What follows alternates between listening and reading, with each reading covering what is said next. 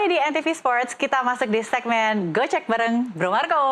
Bro Marco, dari total 32 pemain hari ini yang sudah tiba dan menjalani latihan ada? Ada 23 pemain yang sudah tiba di Pulau Dewata, Bali. Nah, mereka sudah memanaskan mesin mesin, karena kita tahu, pemirsa juga tahu, tanggal 5 Juni Indonesia akan berhadapan dengan Cina dalam lanjutan babak kualifikasi Piala Dunia 2026 zona Asia Grup C, di mana Indonesia sangat membutuhkan kemenangan untuk menjaga asa ke pentas dunia.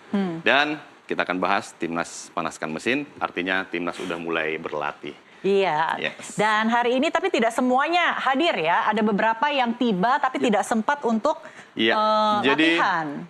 Keterangan terakhir atau informasi terakhir yang kita dapat dari manajer tim Sumarji, ada 23 pemain yang sudah hadir. Di belakang ya, di belakang tuh ya, Bapak Sumarji. Pak Sumarji, ini manajer timnas. Nah, ada 23 pemain yang sudah tiba di Bali atau tepatnya di Bali United Training Center yang ada di Gianyar. Dan seluruh pemain Liga 1 juga sudah tiba di Bali. Namun masih ada, artinya kalau 23 kemarin kan Patrick Kluivert memanggil 32 nama. Berarti sisa? Masih ada sisa 9 ini? Dan ada beberapa pemain yang belum datang. Kita lihat ada di sini ada Kevin Dix, ada Matt Silger, J.E. Jess, Sandy Walsh, Martin Pes, Justin Hubner, dan Eliano Rangers. Rata-rata pemain yang belum hadir abroad, mereka masih baru saja menyelesaikan pertandingan atau ada juga yang masih akan bertanding. Kalau kita tahu Kevin Dix kemarin terakhir menyelesaikan pertandingan bersama FC Copenhagen, di mana akhirnya bisa menang di pertandingan terakhir dan tadi baru dibaca beritanya menang atau juara FC Liga Denmark. Dan ada Matt Silger juga kemarin juga baru minggu kemarin masih bertanding bersama FC Twente. Lalu ada J.E. Jess, walaupun J.E. Jess tidak bermain, akumulasi kartu kuning, ya dia juga mau menyaksikan Venezia melawan Juventus dini hari tadi. Lalu ada Sandy Walsh juga yang bermain untuk Yokohama Marinos yang masih memiliki sisa pertandingan juga, namun kemungkinan dia tidak akan tampil karena cedera kemarin lawan Vissel Kobe. Nah, lalu ada juga Martin Pes. 1 Juni Martin Pes masih ada jadwal pertandingan. Tapi juga nggak akan bermain di laga melawan China karena akumulasi. Jadi kemungkinan mungkin akan lebih lama tiba di Bali dan nggak ada masalah karena memang dia akumulasi dan nggak bisa main lawan Cina. Lalu ada Justin Hubner. Justin Hubner sebenarnya sudah lama menyelesaikan pertandingannya di Wolverhampton Wanderers U21. Namun kayaknya sepertinya masih ada kegiatan nih di negaranya, baru akan tiba dalam perjalanan menuju Pulau Dewata. Begitu juga dengan Eliano Rangers. Nah, yang menarik sebenarnya, apa kabar Calvin Verdong? Calvin Verdong sebenarnya masih belum tiba juga. Di 3 kemarin pemain dari Belanda itu ada Tom Hay, ada Dan James, lalu ada juga Joy Pelupesi. Mereka tiba berbarengan kemarin. Dan beberapa lagi selain Patinama itu sudah tiba di Bali, ada juga Ivar Jenner juga yang sudah tiba di Bali. Dan yang menarik tentu saja ada beberapa pemain yang sudah cukup lama ada di Bali. Marcelino Ferdinand contohnya, ini ada hampir sepekan kalau nggak salah. Yang ini ya? Betul, Marcelino Ferdinand itu hampir sepekan di Bali dan bersama Asnawi Mangkualam. Mereka udah tiba di Bali, jalan-jalan dong, healing dulu. Refreshing dulu. Betul, dan ngopi-ngopi dulu mungkin ya? Yang terakhir, Oli Romeni juga sudah tiba di Bali. Suka ngopi langsung juga diajak dia. sama Akam sini, ngopi-ngopi dulu sebelum TC Timnas. Kalau yang ini siapa nih? Ini kayaknya abang ojek online sepertinya yang lagi ikut nimbrung ngopi. Betul. Bisa jadi foto bareng. Iya, jadi sebenarnya banyak kegiatan ya, maksudnya kegiatan-kegiatan yang dilakukan oleh para pemain Timnas yang memilih untuk datang lebih awal ke Bali. Ada yang mengikuti kegiatan dengan sponsor, ada juga yang memang menikmati pemandangan di Pulau Dewata karena memang jeda waktunya cukup banyak ya untuk mereka bisa recovery dan mereka juga dan ini bisa refreshing. Sangat baik untuk aklimatisasi karena memang cuaca di Bali kita tahu panas ya. Mungkin kelembapannya aja yang berbeda dengan di Jakarta. Jadi mungkin kayak Oli Romeni itu mungkin akan lebih gampang beradaptasi dengan cuaca panas nanti di Jakarta karena saat tampil pertama kali di Jakarta, Oli Romeni tampak susah payah sekali karena memang cuacanya berbeda. Nah, susah napas dia. Betul sekali. Dan ini dia, kita lihat nama-nama pemain yang memang sudah tiba dan belum tiba di mana? Di Pulau Dewata. Dan menariknya lagi, Mona. Mereka ini datang dengan kondisi hati yang gembira. Berbeda-beda. Ada yang gembira seperti Kevin Dix.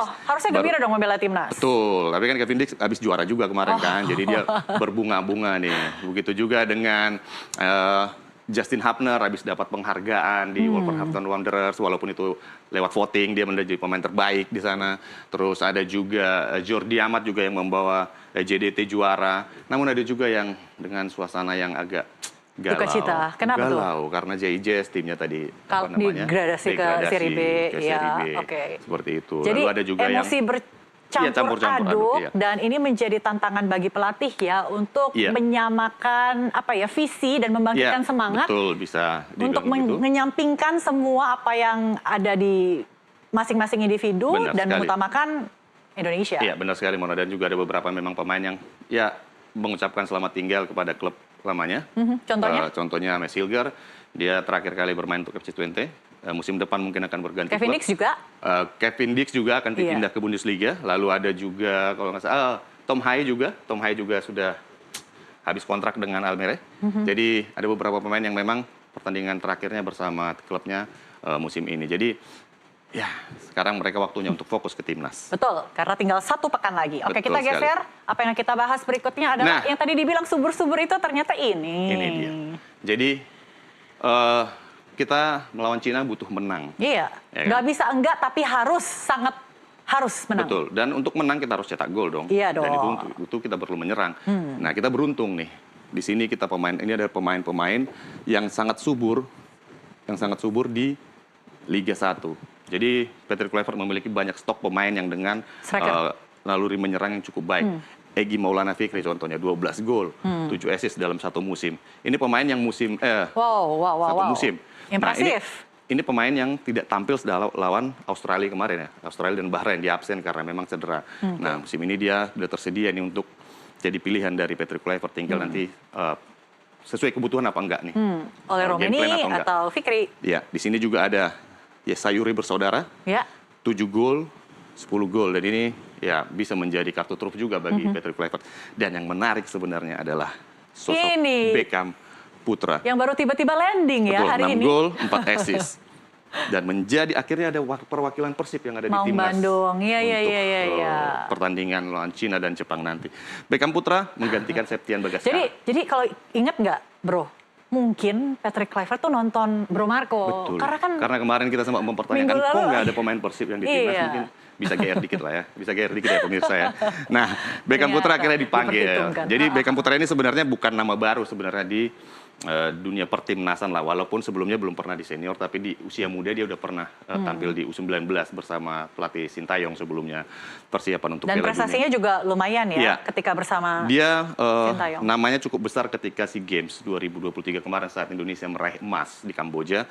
Beckham Putra merupakan salah satu pemain inti yang tampil di sana dan mencetak gol di final melawan Thailand dengan akhirnya menang dengan skor 5-2. Dan pemanggilan kali ini cukup spesial buat Beckham dan mengejutkan juga, Mon. Iya, karena nggak siap ya Beckham Putra. Karena memang dia nggak mempersiapkan diri, dia udah berpikir udah nggak dipanggil gitu. Nah, jadi dia kabar terakhir itu Beckham Putra ini tahu ketika dia selesai mengantarkan ibu dan papanya ke asrama haji. Oh iya. Nah, terus habis itu dia bahkan sudah memesan tiket untuk ke laga MU versus ASEAN All Star. Yang akan tanding di Malaysia.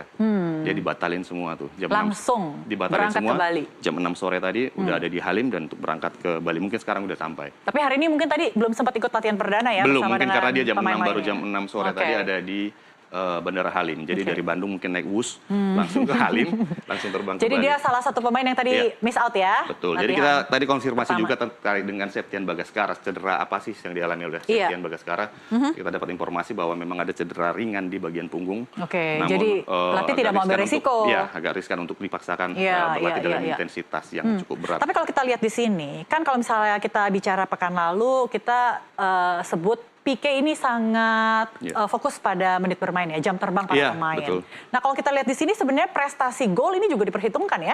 Betul, dan ini semua pemain-pemain dengan menit bermain yang luar biasa, Mon.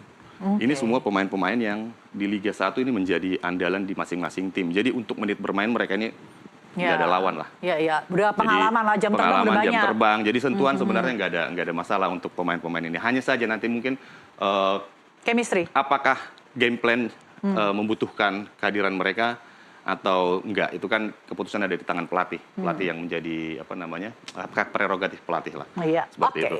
Baik, kita geser cukup untuk kita bahas tentang pemain. Ini dia yang menarik sebenarnya. Wah, ini kalau kita lihat mewah ya. Betul. Lapangannya. Ini berkelas. Patrick Kluivert. Tidak ada tempat yang lebih indah dari ini. Wah, artinya dia kalau dari Belanda, masa di Belanda kalah atau sama? Nah, kualitasnya. Saya pernah ke sini, Mon.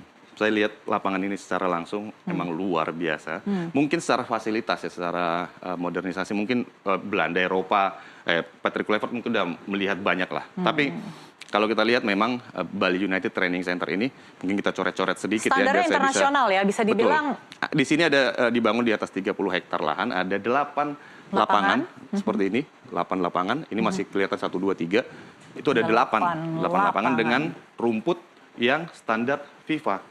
Artinya apa? Artinya kualitas rumputnya aja standar FIFA gitu untuk latihan. Jadi ini sangat dibutuhkan untuk menjaga passing dan kontrol bola para pemain itu tetap terjaga dengan baik gitu loh. Dan lokasinya berada di pinggir laut, jadi suasananya juga lebih terlihat seperti wisata juga. Tapi yang paling penting tentu saja di sini banyak fasilitas yang mendukung juga. Ada pusat kebugaran, fitness center dengan alat-alat yang lengkap. Lalu ada locker room juga di sana, dan pusat untuk perawatan medis juga mereka punya. Dan juga ada apa? Kolam air kolam air panas hangat dan air dingin. Dan ini memang sangat dibutuhkan karena memang selama ini timnas itu menggunakan kolam portable untuk ice bath. Jadi mereka setelah latihan berat mereka harus berendam dengan air dingin untuk memulihkan kondisinya. Dan di sini mereka ada ruangan tersendiri untuk melakukan itu. Jadi ini memang fasilitas yang sangat luar biasa, dan yang paling penting lagi mereka bisa berlatih malam di sini. Karena lampu yang ada di sini 800 lux itu, lampu yang seperti ini ada 4, itu sangat memadai untuk pertandingan digelar malam hari, latihan digelar malam hari. Seperti tadi tuh mereka mulai pukul sekitar 4:30, kemudian makan waktu sekitar 2 jam, setelahnya juga sudah gelap dan mereka masih bisa berlatih ya. Ini kita lihat, ini ada lampu di sini, ada lampu, ada 4 itu 800 lux itu standar yang cukup luar biasa untuk sebuah lapangan sepak bola, sehingga tidak ada bayangan, jadi mereka itu bisa bermain dengan sesuai pertandingan lah, seperti itu. Jadi ini memang sangat lapangan yang cukup baik atau training center yang cukup baik. Dibangun di atas 30 hektar, biayanya katanya sih 70 miliar dibangun 2020 lalu. Nah, kata si pemilik nih ya, kalau nggak ada fasilitas yang bagus, gimana bisa muncul pemain yang bagus? Betul. Nah, karena untuk itu dibikinlah lapangan. Karena gini kalau lapangannya berbeda-beda saat latihan, hasilnya juga akan berbeda-beda. Jadi kalau lapangannya jelek, passingnya akan di lapangan jelek terlihat bagus, tapi ketika di lapangan yang bagus dia akan terlihat tidak pas, tidak akurat seperti itu. Jadi memang kondisi lapangan itu sangat menentukan. Gitu. Dirimu kan juga pernah ya bertandang ke lapangan bola di Eropa. Nah, kesini juga udah pernah. Pernah ke sini. Jujur Li, ada bedanya nggak?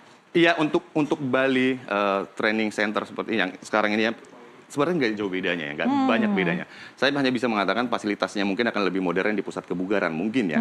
Tapi kalau untuk lapangan sendiri sebenarnya lapangan untuk yang ada di sini karena standarnya sama sebenarnya. Ada menggunakan standar FIFA untuk rumputnya. Jadi fasilitasnya sebenarnya boleh dikatakan memang mirip Eropa gitu. Dan itu bukan saya aja. Mantan pemain MU itu udah pernah muji juga. Jesse Lingard pernah datang ke sini dan bilang, wah lapangannya spektakuler. Dan tentu saja Patrick Kluivert, tidak ada tempat yang lebih indah dari ini gitu. Dan selain untuk olahraga juga ada untuk konser musik loh, bro. Iya, ini bisa bisa digunakan dalam berbagai bisa digunakan untuk berbagai event, Mon. Jadi bahkan lari pernah ada di sini. Oh iya, maraton. Maraton pernah ada di sini. Berbagai ajang event yang berlabel elit juga pernah ya digelar di sini. Jadi ya memang ini lapangan yang cukup baik lah, di salah satu yang terbaik di Indonesia gitu. Oke, selain di Bali ada nggak sih lapangan lainnya yang sekeren ini di Indonesia?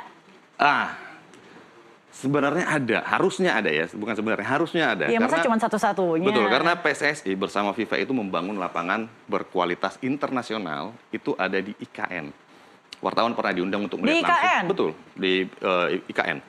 Wartawan pernah diundang untuk melihat langsung lokasi ini. Sebelumnya akan ditujukan untuk pemusatan latihan juga. Awalnya untuk U23, terus kelompok umur lah. Nah, tapi sampai sekarang belum tahu nih nasibnya seperti apa. Katanya sudah jadi, tapi nggak tahu kita. Dan sama juga fasilitasnya atau standarnya itu seperti ini juga, standar FIFA gitu. Tapi kita belum pernah lihat nih, dan perlu pernah digunakan juga untuk pemusatan latihan. Semoga sih masih ada lapangannya sih. Iya, karena kalau tidak ya ini jadi satu-satunya. Kalau bisa sih ada alternatif ya. Betul. Satu di dan nggak mubazir juga, pasti karena kan Tangerang. pembangunannya kan butuh dana besar. Ini aja berapa? 70 miliar katanya. Berarti kan kalau di sana ya mungkin ya sekitar segitu, tapi ya mungkin ada bantuan dari FIFA, kita nggak tahu. Cuman kan sayang aja gitu loh. Iya. Baik, kita akan update lagi ya perkembangan timnas latihan. Masih ada beberapa hari ke depan, tentunya bersama dengan Bro Marco. Thank you Bro Marco. Makasih Mona. Kita ketemu lagi besok. Sekian NTV Sports hari ini, pemirsa. Kita jumpa lagi ya.